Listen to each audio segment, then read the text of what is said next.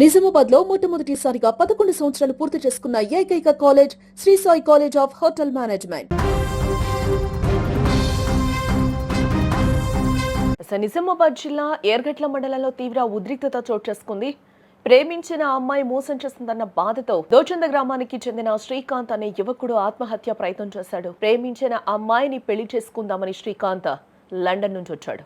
అయితే యువతిని నమ్మించి వేరే అతనితో ఆమె తండ్రి పెళ్లి చేయడంతో ప్రాణాలు తీసుకున్నాడు. 6 ఏళ్లుగా ప్రేమించిన అమ్మాయి దూరం కావడాన్ని శ్రీకాంత్ అస్సలు తట్టుకోలేకపోయాడు.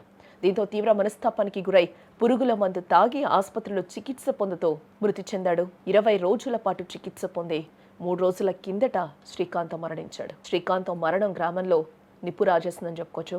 తమకు న్యాయం జరగాలని కూడా అతడి కుటుంబ సభ్యులు ఆందోళన చేస్తూ ఉన్నారు. గ్రామంలో 3 రోజులుగా మృతదేహానికి అంత్యక్రియలు కూడా చేయకుండా ఆందోళన వ్యక్తం చేస్తూ ఉన్నారు కుటుంబ సభ్యులంతా. ఇంకా తమకు న్యాయం జరగలేదని భావించి నేడు మృతదేహంతో పోలీస్ స్టేషన్కు బయలుదేరడం, వారిని పోలీసులు అడ్డుకోవడంతో పరిస్థితి అక్కడ రణరంగంగా మారిందని కూడా చెప్పుకోవచ్చు.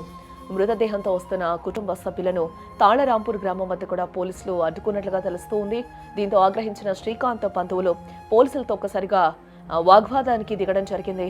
ఆవేశంతో మృతదేహాన్ని ఏకంగా అక్కడే ఉన్న పోలీస్ పెట్రోలింగ్ వాహనంపైకి ఎక్కించి నిరసన తెలిపారు. దీంతో అక్కడ పరిస్థితి ఒక్కసారిగా కూడా ఉద్రిక్తంగా మారిందని కూడా చెప్పుకోవచ్చు. ఒకసారి మన విజువల్లో కూడా చూడొచ్చు. అక్కడ వాళ్ళు శ్రీకాంత్ కుటుంబ సభ్యులు కూడా మృతదేహంతో ఏ విధంగా అక్కడ ధర్నా చేస్తున్నారో, మాకు న్యాయం జరగాలి అంటూ కూడా వారందరూ అక్కడ డిమాండ్ చేస్తున్న సిచ్యువేషన్ అయితే అక్కడ మనకి కనిపిస్తుందని కూడా మనం అక్కడ చెప్పుకోవచ్చు. అక్కడంతా కూడా వాతావరణం రణరంగంగా మారిపోయిందని కూడా మనం అక్కడ క్లియర్గా మనకి తెలుస్తూ ఉంది. ఎస్, అక్కడ పోలీసులు వాళ్ళందరూ కూడా కుటుంబ సభ్యులంతా కంట్రోల్ చేయడానికి చూస్తూ ఉన్నారు. బట్ కుటుంబ సభ్యులందరూ కూడా ఆవేదనతో, బాధతో అక్కడ గొడవకి దిగిన సిచ్యువేషన్స్ అయితే అక్కడ మనకి కనిపిస్తూ ఉన్నాయి.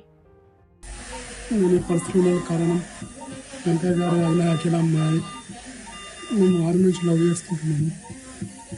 వీళ్ళందరూ బాగా తెలిసి లేనప్పుడు నేను మ్యారేజ్ చేసుకుంటే నేను లండన్ నుంచి రప్పించింది.